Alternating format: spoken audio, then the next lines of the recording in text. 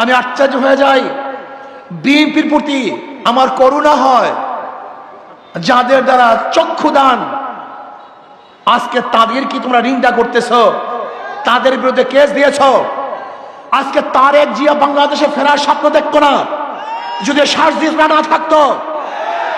আজকে তোমার নেত্রীকে চিকিৎসা করার জন্য বিদেশে পাঠাতে পারত না যদি আজকে ওরা না থাকতো। আজকে খোলা আকাশের নিচে মাঠের মধ্যে রাজনীতি করতে পারত না। ওরা জীবনের মায়া ত্যাগ না করে ওরা আন্দোলন না করত।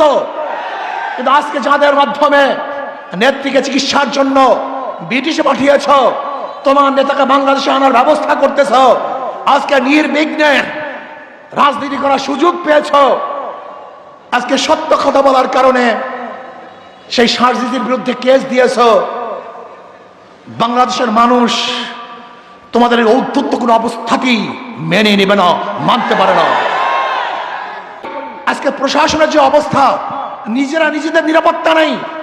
আজকে জুলুম, চাঁদাবাজি, অত্যাচার, খুন বেরিয়ে গেছে। আমি বাংলাদেশের জনগণকে বলবো, এ বি সি তেনজনই চোর, ক্ষমতা আছে এ, সে কি করবে? হটাও এ বসাও বি, সে কি করবে?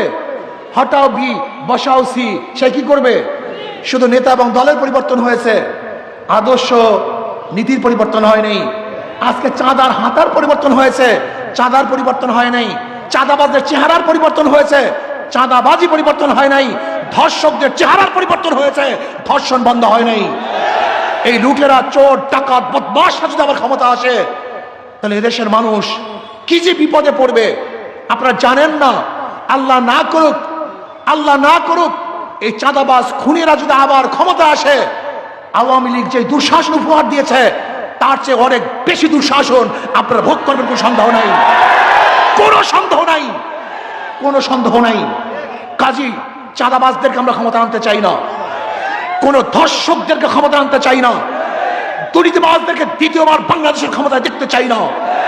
এজন্য আসুন সম্মিলিতভাবে দেশপ্রেমিক, ইসলাম প্রিয় যারা দেশকে মহব্বত করেন, এই ভূখণ্ডকে মহব্বত করেন, আমি তাদেরকে ঐক্য হওয়ার জন্য আহ্বান করছি।